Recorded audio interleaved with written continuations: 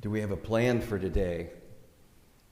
And maybe your plan got changed because of the snow, and as we don't have school today, so the school's closed, and so is the parish office. And my 10 o'clock meeting got canceled, so I wrote in nap. And we'll see if that happens or not. But do we have a plan for today? And maybe the bigger picture and the bigger question is, do we know what God's plan is for us?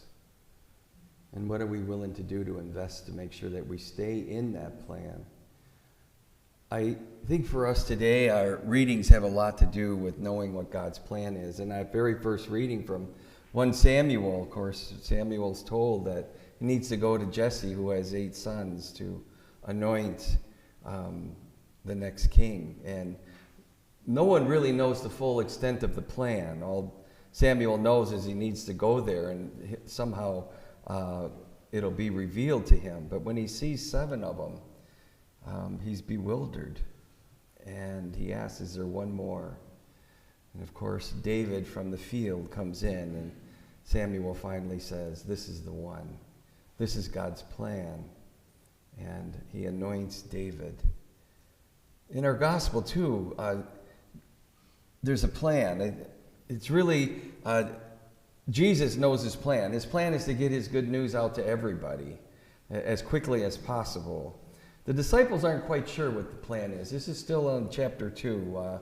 They were just called, and this is one of the first events that Jesus does with them. And they're not sure. And they've been so busy, it's obvious they haven't had time to even eat.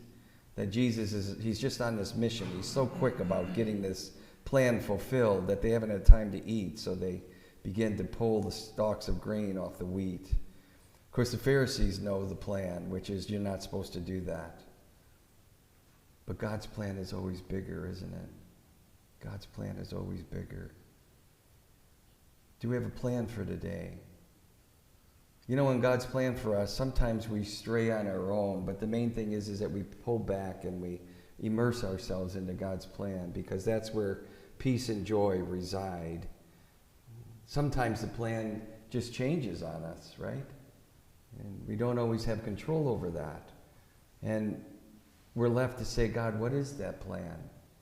And how am I to know it? Well, it's through prayer, right? It's through prayer. And God says, you just need to trust me. You need to put your hope in me. You just need to step out in faith, because I have a plan. And the plan's bigger than you, and it's better than you. But once you know it, it's going to be great. So today, as we have a plan for whatever it is and whatever God has in store for us, let us truly put our trust and hope in him and know that he's taking care of us in a wonderful way.